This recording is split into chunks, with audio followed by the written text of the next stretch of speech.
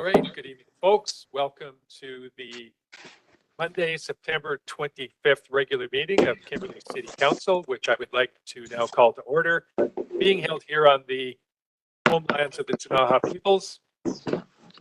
Maurice, do we have any late items? There's no late items, Mr. Mayor. All right, hearing none, could I have a mover to adopt the agenda?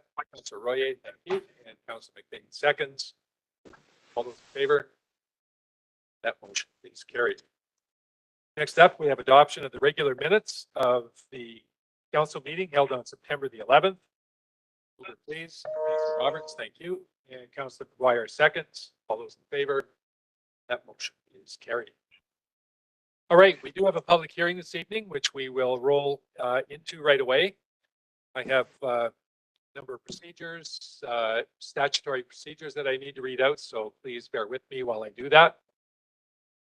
We will be hearing submissions by telephone or in person. If anyone is listening via the YouTube stream and would like to share their comments on these bylaws, please call now at 1-800-741-7180. And when prompted, the meeting number is 2772-009-5539. When asked for a password, simply enter the pound or hash symbol. And once you're connected, you will be able to hear the meeting, but will be muted on hold until it's your turn to speak.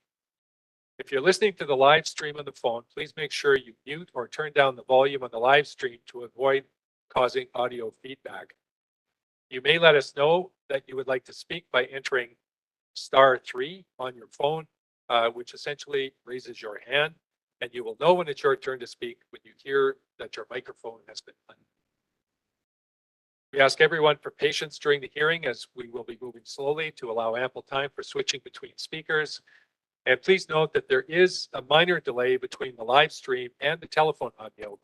So please make note of that, and thank you for your understanding. Any person who believes that their interest in property is affected by the proposed bylaw will be given an opportunity to be heard, and no one will be or should feel discouraged or prevented from making their views known. Members of council may ask questions of you during your presentation for clarification purposes only. However, the main function of council members at this hearing is to listen to the comments presented and not debate the merits of the proposed bylaw or any comments as presented. You will be given 5 minutes for your presentation. I will call for presentations 3 times before closing the hearing. Once the public hearing is closed, members of council cannot take any further input regarding the proposed amending bylaw. In any event, we will in fact be dealing with it later in the agenda this evening. Thanks for your cooperation and patience. And with that, I would like to turn it over to our planning manager, Troy Pollock, for an overview of the proposed amendments. Thank you, Mr. Mayor. Proposed bylaw 2751 is a text amendment to the light industrial M2 zone that would allow self-storage as a permitted principal use. This bylaw amendment responds to council direction following the June 26th public hearing for a wider general text amendments to the M2 zone, where concerns were raised at that time about limitations on self-storage use. I'll leave it at that. Thank you very much, Troy.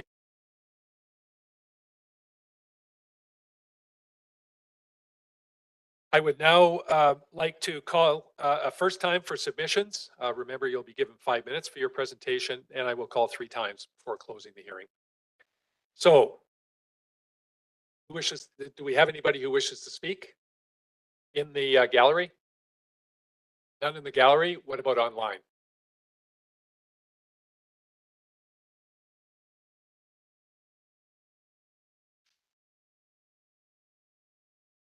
All right. Hearing no. Go ahead, Troy.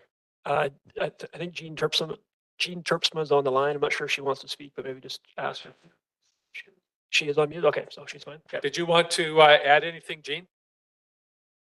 Hi, thank you. No, I was actually just listening in, and well, I will say that on behalf of Bob Seifert, we support this amendment. Okay, very good. Thanks, thanks, Jean. Okay. I'd like to now call for submissions a second time.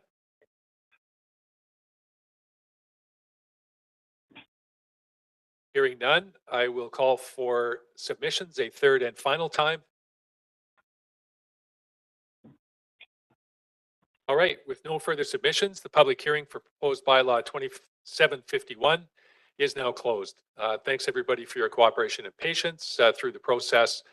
And we'll move on to the next item in the agenda, which is the zoning amendment bylaw 2571 or 2751, pardon me, for the M2 storage amendments. And the motion on the floor is the council approve third reading of this bylaw. Could I have a mover? Councillor McGuire, thank you. And Councillor Royer seconds. Any further discussion? Do you want to make any further comments, Troy? Thank you, Mr. Mayor. If I may, just a real quick summary, and just to confirm, there was 2 written submissions attached to the staff report there that came in prior to the agenda, so that's why they're included in there. Both spoke to some, I think I would classify as more general concerns about potential development of property on Knighton Road. And I would just clarify for council that this is really just a general amendment now that affects all the properties, including the one property on Knighton Road. And there's no active development permit application or any active applications for development of that property at this time. So we'll make sure we note those issues and review as required. But otherwise, we're recommending council proceed with third reading on this amendment. We do need to pause and wait for confirmation of Ministry of Transportation approval prior to adoption, but we would anticipate bringing that back for the next meeting, most likely. All right. Excellent. Thank you, Troy. Anything further, council? Hearing none, call the question. All those in favor? Any opposed? That motion is carried. Next up, we have the developments variance permit for 280 Norton Avenue. And the motion on the floor is the council instruct the corporate officer to issue notice to neighbors for this particular property, 280 Norton Avenue, which is the property that I'll say contains, I don't know if it's the same parcel, but the Barn House. It's a single parcel, so it's the Barn House parcel. Okay, could I have a mover? Thank you, Councillor Royer. Second, Councillor Roberts. Roy, give us the summary. Can do. Thank you, Mr. Mayor. Yeah, this application is for involves a proposed addition to an existing accessory building on the property. It's my understanding that the existing building is the former bakery house, I guess, associated with the restaurant. The owners are proposing a renovation to add on to that structure and create a new 2-bedroom dwelling unit with a garage below the dwelling unit area. This proposal meets with all of the or most of the requirements of the C1 zoning of the property, with the exception of the maximum permitted height. So they're looking to vary the maximum permitted height by 0.73 meters, so from 6 meters to 6.73 meters. And that's why we're here today. So we're recommending council give direction to proceed with giving notice, and we'll bring any feedback received to a future meeting. We think that, given that the design of this addition has been factored into kind of matching with the scale and design of the other buildings on the site and the prominence and the kind of uniqueness of that property, certainly warrants consideration. And we would suggest that, I don't think most people would even recognize that there's a height issue there if it gets approved. All right, thanks for that, Troy. So Tony, did you want to add anything? We'll give you the latitude to do that if you wish. Kind of can make the baking house longer, so you only see one level, because the road which goes into from Jerry Stearns and goes around to Norton Avenue has that height, and that's why I kind of bring that higher up that road, and that's why the 60 centimeters or 60. It's kind of a problem for me, which doesn't. And the building itself, you only see when you drive on the back there. Otherwise, Right. you don't see the full Okay, excellent. Thanks for that, Tony. So this is to issue notice to neighbors. I'll call the question. All those in favor? Any opposed? Motion is carried. All right, next up under new business, we have a transit update service expansion. We have a couple of motions on the floor here. Let's start with first of all, having to defeat the motion that was before us at the last council meeting. You'll recall that the motion was put on the floor and then it was superseded by a deferral. The deferral was passed. We're now coming back, and in order for us to go to the recommendation from council, we will need to defeat the motion that was on the floor at the time we adjourned. And that was that council approved the expansion of the Route 23 Winter Shuttle and Route 24 local on-demand transit services for annual net municipal cost share estimated at $32,864. And the council authorized the manager of planning services to sign the expansion memorandum of understanding. Yeah, it's on the floor. So we had a mover and a seconder. Yeah. So we'll call the question on this motion. All those in favor? Hang on a second. We need to defeat the motion in order to move to the new motion. I hate negative motions. So this is the motion that was on the floor at the last meeting. So we need to defeat this one. Is anyone in favor of this? All right, hearing none, that motion is defeated. And now the new recommendation, the new motion on the floor is that council approve both expansion options as presented in the staff report, including Route 22 Kimberley Cranbrook commuter, the Route 23 Winter Shuttle, and the Route 24 local on-demand transit service for an annual net municipal cost share estimated at $85,103, as outlined in the transit update service expansion report. And that council authorized the manager of planning services to sign the expansion memorandum of understanding. Councillor McGuire moves. Councillor McBain seconds. Discussion. Did you want to? Okay, we'll start here. Troy, go ahead, Councillor Roberts. Thank you, Mr. Mayor. I just want to note that what we had sort of changed our mind about was the fact that we wanted to do whatever we could to expand the system, that there were 2 or 3 options there. We wanted to try to do all 3, and that one of those was actually missing from the first amendment, the one that we just defeated. So we feel as though we need to strive for the best possible opportunities in working with the province in terms of supporting the transit system for us. Yeah, thank you, Councillor Roberts. Councillor McGuire, go ahead. Yeah, and as noted at the previous meeting, this does not commit us to spending this $85,000. This is simply an approval process that goes to the province. They approve it, and based on that approval, we have the option of this expansion. So there's no if we find we're in hard financial times and this is no longer needed, or we can no longer afford the services, then we do have the option of not using them. Further, Council? Troy, go ahead. Yeah, thank you. I don't really have anything new to add. I just would point out, after the good discussion from last meeting, we followed up. We had a change in recommendation there. We did add a little bit more information to the body of the report, so there's a little bit more information about ridership on the commuter service.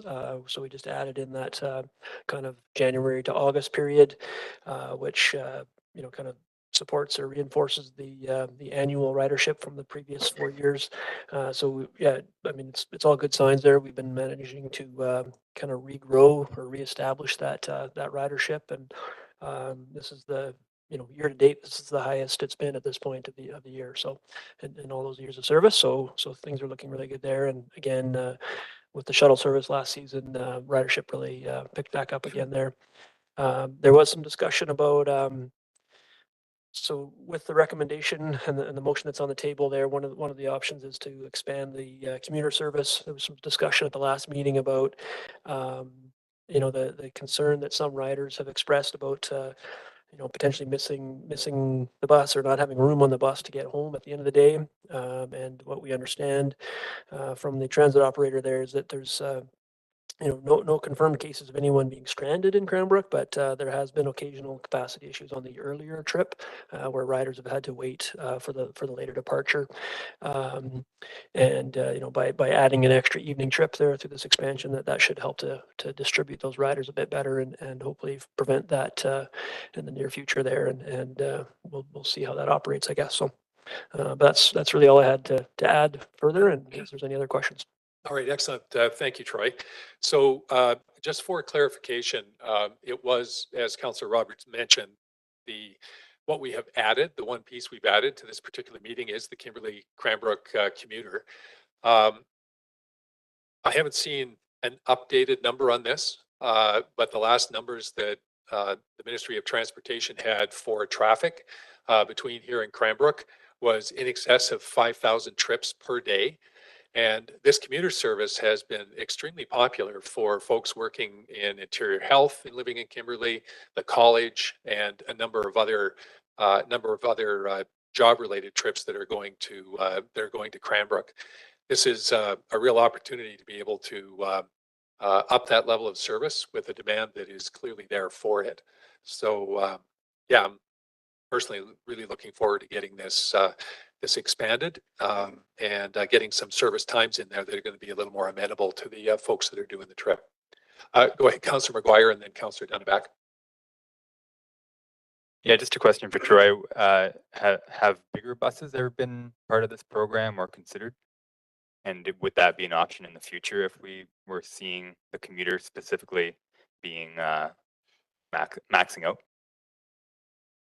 Yeah, I'll take a shot at that. I know Danica White's also on the phone if maybe she wants to add to that. But I think that's something that does get regularly looked at. I think there's certainly some kind of fleet efficiency to have all of the buses the same size at this time where we're at with the range of services and the level of ridership and everything. So I think there's some real cost efficiencies and ability to kind of move buses around between services. So, but yeah, and I think moving forward, you know, that's something to keep an eye on. If ridership continues to climb and we're having capacity issues at all, then that's probably a next stage to look at.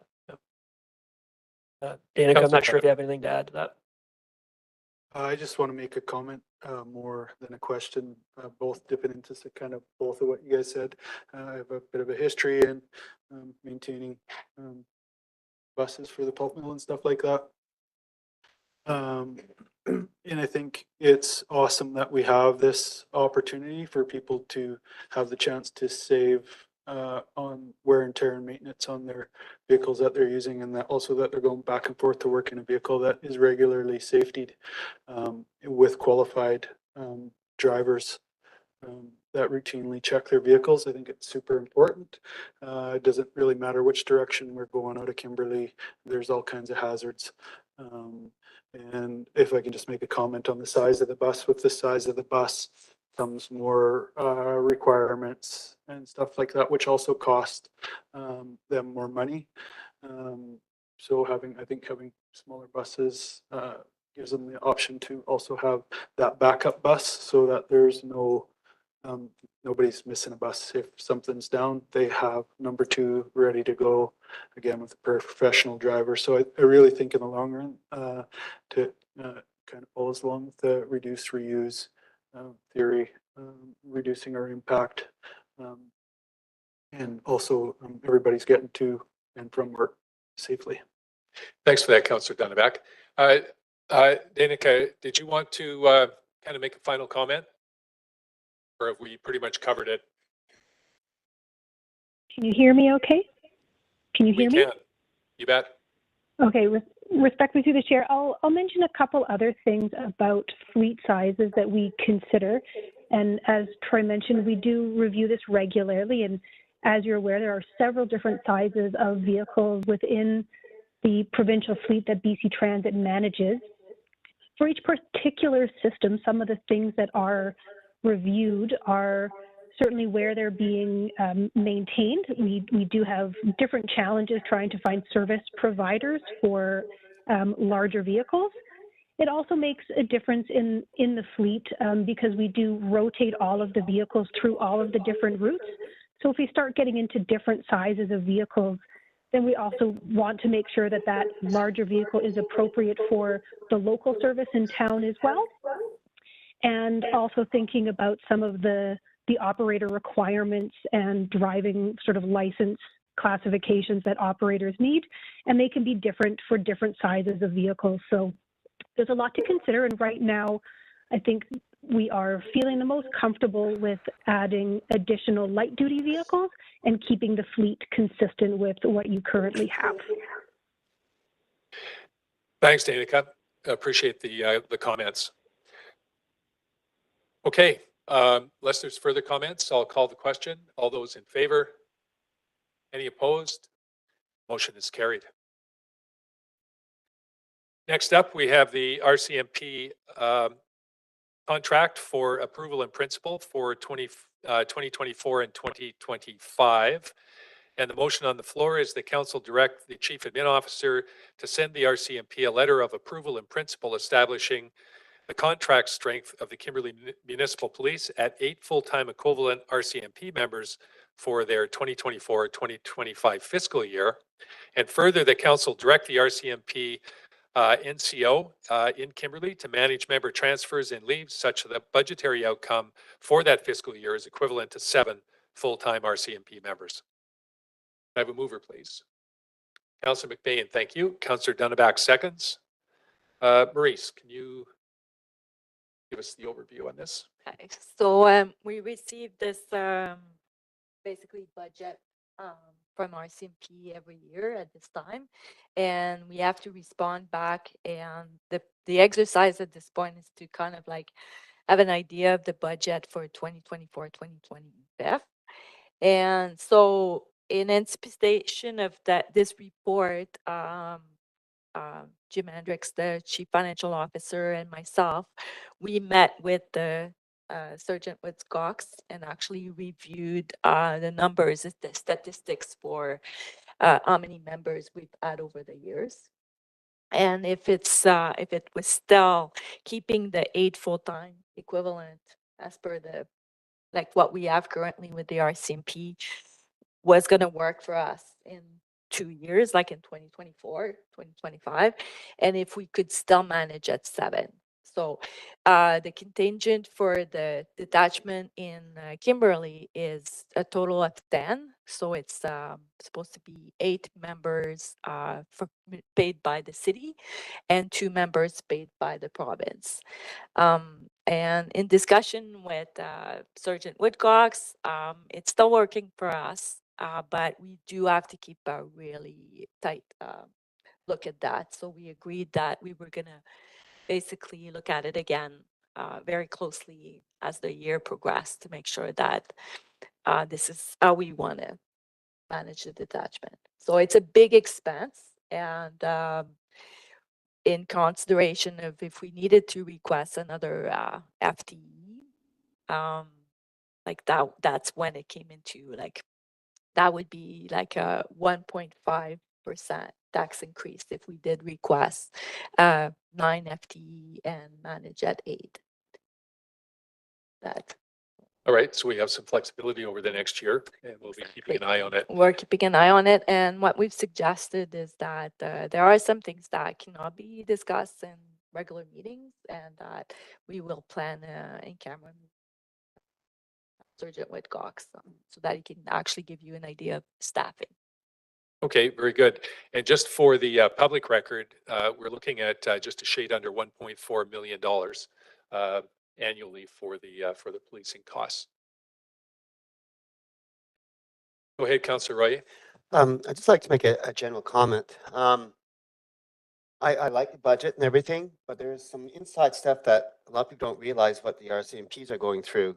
A lot of times they have to work in overtime, and it's not by choice. They do it because an incident has happened. There's all kinds of obstacles and variables that happen all the time. My biggest concern that I have with this in general is every time I go on Facebook, there seems to be a policeman that gets shot or dies. And people here, when they serve us, they stick their necks out for us and they keep our community safe. So I'm really happy that the city is really stepping up and making sure that this is all taken care of because it means a lot to everybody. Thanks, Councillor Royer. Further comments? Call the question. All those in favor? Any opposed? Motion is carried. Next up, we have the Kimberley and District Chamber of Commerce liaison appointment. And the motion on the floor is that council appoint Councillor McGuire as the city liaison for the Kimberley District Chamber of Commerce for the term ending October 10th, 2026, which is the end of our council term.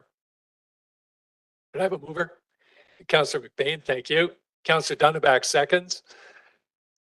Any comment? Hearing none, call the question. All those in favor? Motion is carried. Thanks, Woody.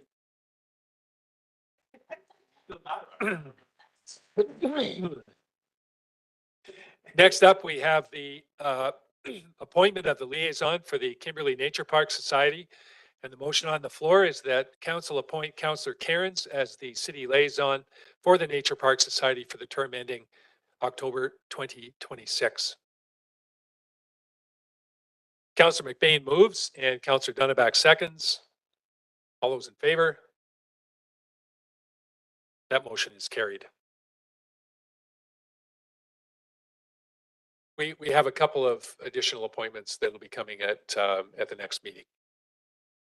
And unlike Woody and Sue, I'll give you guys a heads up as to what's coming. Okay, next up we have the check run in the amount of $2,157,961 to be approved as paid. Motion. Councillor Roberts moves and Councillor Royer seconds.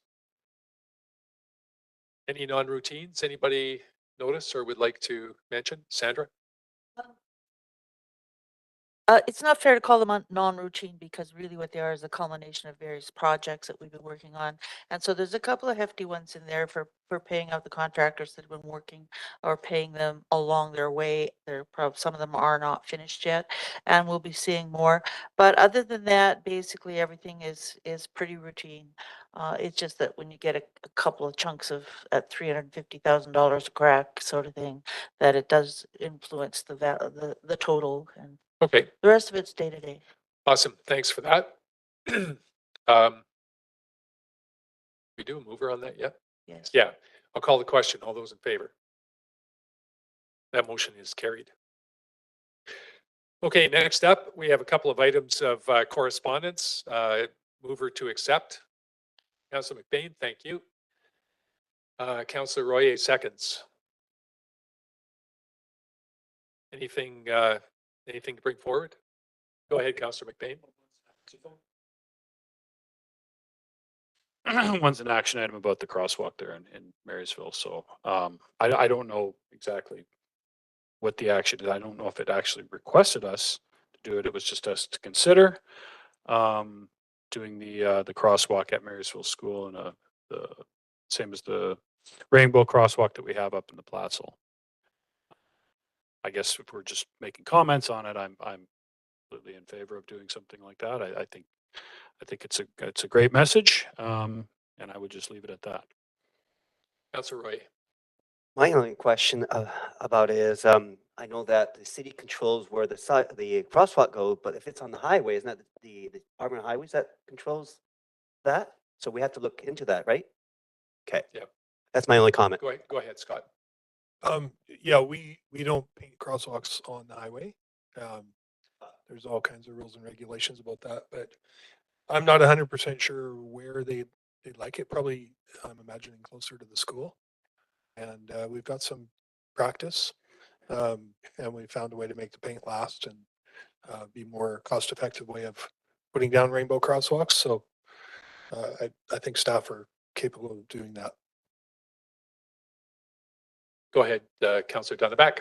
Although I support rainbow crosswalks, I think that if we are going to spend money on a crosswalk there, that we look into the future and have a protected crosswalk on the highway, so the future kids and parents and grandparents are safe to go to and from not only the daycare, but also the school.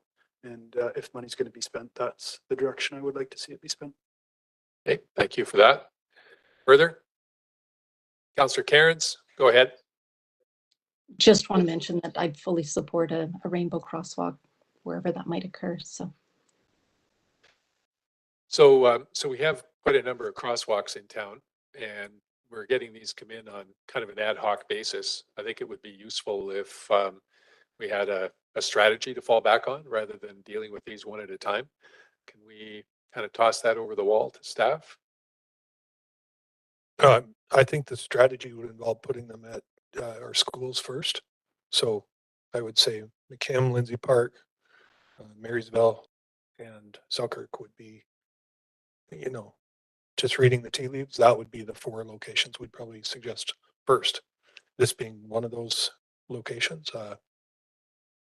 So can we leave that with you to come back to council with something a little more formal than the tea leaves, Yeah, I can do that. please? Yep. Yeah, that'd be great. Thanks, Scott.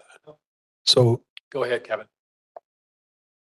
What does it financially cost us to do one of these beautiful crosswalks that have stood the test of time the second time around? But sorry about that. But these new ones are actually, it's incredible. With my history of painting vehicles and stuff, that this stuff sticks to asphalt with graders and cars and bikes and all that stuff. Like, what is it cost per crosswalk, if I may ask? you may ask, I don't have that answer. Okay. It's not cheap, but we'll put that in the report. I've just been commissioned to write. My apologies Yeah, for no problem. another, there's another Details.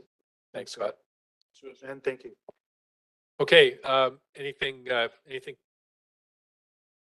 Oh, go ahead, Sue. nope, I didn't have anything to add there. Thank you. Okay, call the question on receipt. All those in favor? That motion is carried. Okay, that's the end of the regular agenda. We have several items in camera this evening.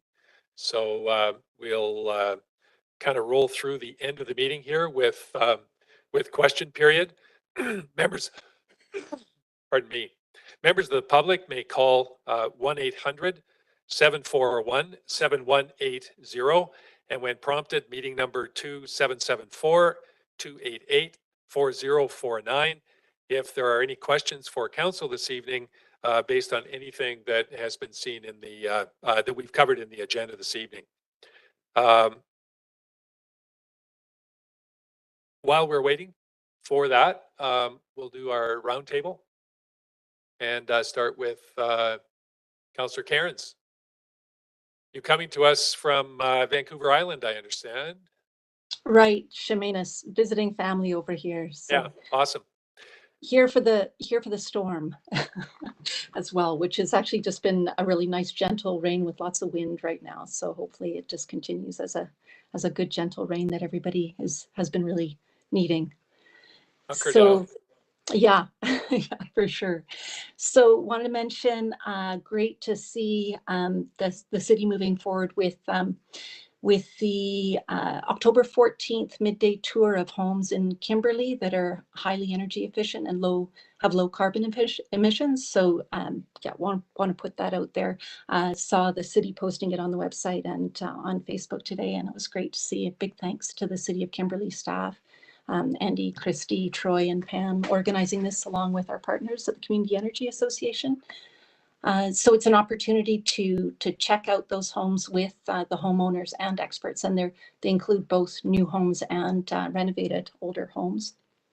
So October 14th.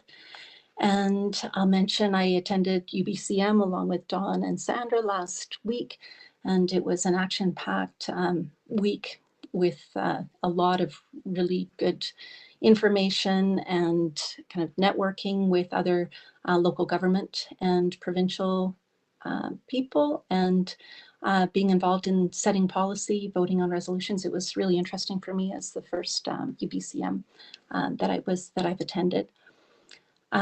So there were, lots of really good information from the sessions. I won't go into that now, but I thought I'd do a little bit of a summary, maybe circulated afterwards, very short, like 1 page. I did attend the lunch with ministers as a member of the Municipal Climate Leaders Council. So had an opportunity there, speaking all of us on the opportunities inherent in the renewable energy transition that we're in to stabilize our climate. And want to mention too that that climate was, of course, climate, housing, and health, I'd say were top agenda items. And yeah, so I think just some of the, I'll be posting a little bit on Facebook, but just some of the synopses. There was a few recordings that came from a few of the sessions that capture some key points, and so I'll be sharing a little bit on Facebook and as well in an email. So I'll leave it at that just now. Thank you. All right. Thanks so much, Sue. Sandra. Thank you, Mr. Mayor. Well, having just returned from UBCM, it's still fresh in my mind, but I'm going to just zero in on 2 specific areas. There was one very, very impactful presentation about building in this environment that we're in presently, that actually, if I could have just taken it and handed it to Scott, it would be a whole lot easier, because I'm absolutely at a loss of how to tell him what I learned. It was so complicated and yet so enlightening. So there's information out there that you would duly appreciate if you have a chance. The other one, it just kind of, I'd like to expand on it since we were dealing with the RCMP tonight. The one that I sat in on was listed as a breakout session on public safety and policing. And what really came clear to me was an issue that I hadn't really plugged into before. They're actually gathering data to help improve the Policing Act. And part of it's in place. The first phase of it's already in place, and that involves what the sergeant had told us about having the mental health professional go along with them and so on. But what really became clear to me was that in smaller jurisdictions like ours, police, if there is homelessness, that's a police issue. If there is a lot of drugs or addiction, that's a police issue. If there is mental health issues, that's a police issue. And all of these people, all of these issues fall to the police to deal with. And a lot of times they don't get to do what police do. And somehow or other, they're inside of the act trying to break these out so that there are people that look after the housing issues, people that look after that, and let the police go about doing their job. The second piece of that is that most of us in our small local jurisdictions, these policemen travel in a car alone. So they are often in volatile situations, common to what you just said there, where they're trying to deal with situations or call-ins or whatever that they are completely have no backup for. So it's a really deep kind of trough that they're trying to settle out and get some clarity on, and try to help us understand the divisions of all of that.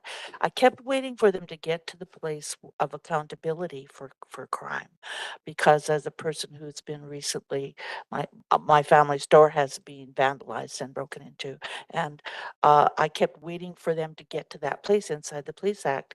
Well, lo and behold, that has absolutely nothing to do with the Police Act. That is all about justice and jurisdiction from the Justice Department.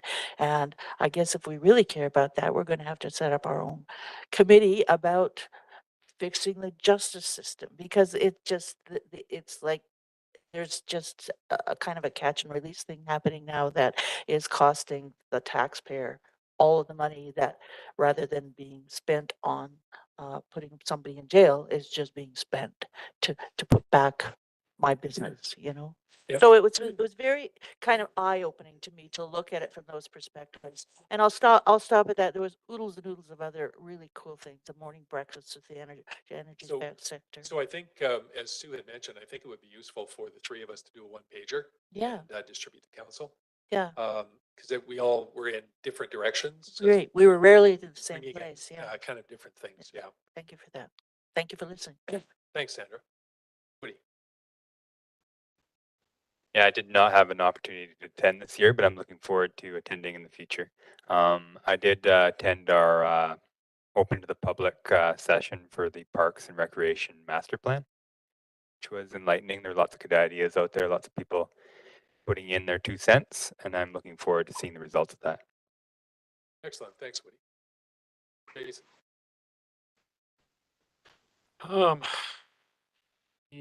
Really the only thing I have to report is upcoming. I've got getting back going with the library committee. Taking a couple months off there in the summertime, but getting back going on that. I did want to comment on the Parks and Recs feedback. I kind of share Woody's excitement for that. I'm really curious to see kind of the results of that work. I think it's going to be really exciting. I think it's one of the things that, you know, over the one real downside when you go left way back when was, you know, there was inherently going to be some things we're going to suffer, and usually, you know, Parks and Rec are one of the things that has, and we've done a pretty good job, I think,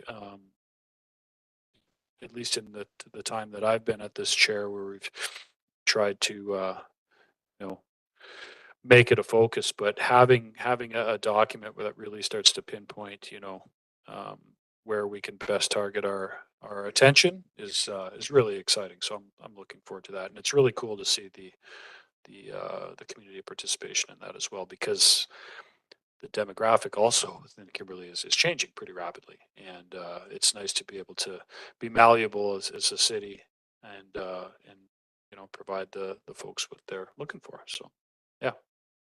Excellent, thanks, Jason. Kevin? Not much to report other than the Underground Railroad had a really good season. Everybody was really happy. We've done some improvements to the decks to accommodate handicap, so more people can ride on their mobility scooters and stuff like that. So that's awesome, and just doing some seasonal maintenance with ties and all that stuff, and looking forward to another year. And yeah, so All right, thank you. Stephen? I don't have too much to report, just the fall fair that I attended on the Saturday. The dunk tank got canceled, so I was heartbroken about that. And then I found out that that I can go and judge pie contests, and I was super excited about that. I rode my bike from Kimberley to Marysville and 100 miles an hour, and found out there's only one pie. So that was it. Who won? Pat. That's all I'm gonna say, Pat. All right. That's all I have to report. I have a couple of things to highlight.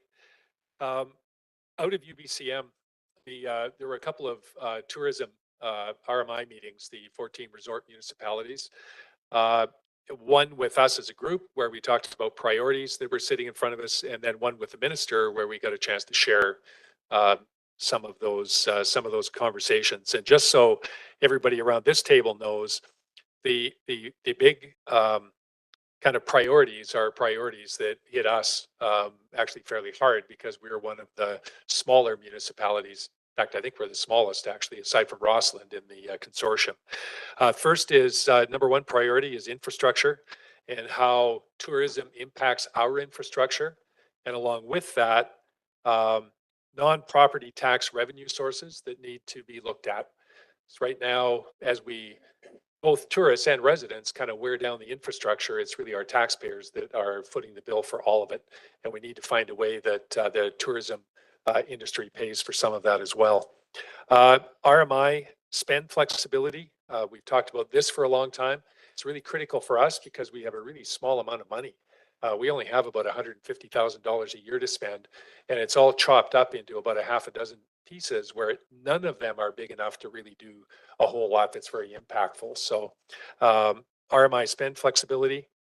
And lastly, workforce housing for places like Whistler and Tofino and some of the other really, really high volume resorts. They're hurting pretty significantly. Wes Graham was voted second VP, Councillor Graham out of Cranbrook. The only reason I mentioned that and why it's important is because he was the only candidate from the Kootenays that were actually running for a position at UBCM. And it's really important that there's balance between the lower mainland and us out here in the boonies. And so it was kind of critical that Wes get in and he managed to do that. I had a health center stakeholders meeting at long last. We got all of the stakeholders together for a conversation about what strategically we need to do with our health center and why it's important to be able to get capital investment in that building in order to facilitate that happening. Pretty much all of I think there were 26 people on the Zoom call. It sounds like a lot, but there were really only about a half a dozen that were actively participating in the conversation. We had the associate deputy minister from the health ministry responsible for the PCN implementation, primary care network implementation, other people from the Ministry of Health, lots of people from Interior Health, the East Kootenay Division of Family Practice, the hospital or the Health Center Society, who currently runs the building. Scott was there representing the city of Kimberley. It was literally everybody who has anything whatsoever to do with the future of that building. It was a 1 hour conversation that we had. The goal was to get everybody on the same page as far as what we're trying to achieve with the building, what the possibilities are, and really what the next steps in collecting, all of the feedback from the various departments, what that was going to look like. It was in my opinion, it was a really good meeting, and I'm looking forward to the next. I am doing a debrief meeting with a couple of folks this week here locally. Including the society, EK Family Practice, and Sean Van Zyl.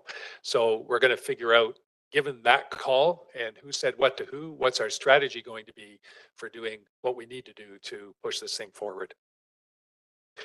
Also, prior to UBCM, I attended the Ktunaxa Enterprise AGM.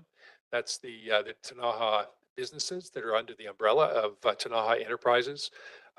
It's really been interesting. I've been going to that AGM for a few years now, and it's really been interesting watching that business grow.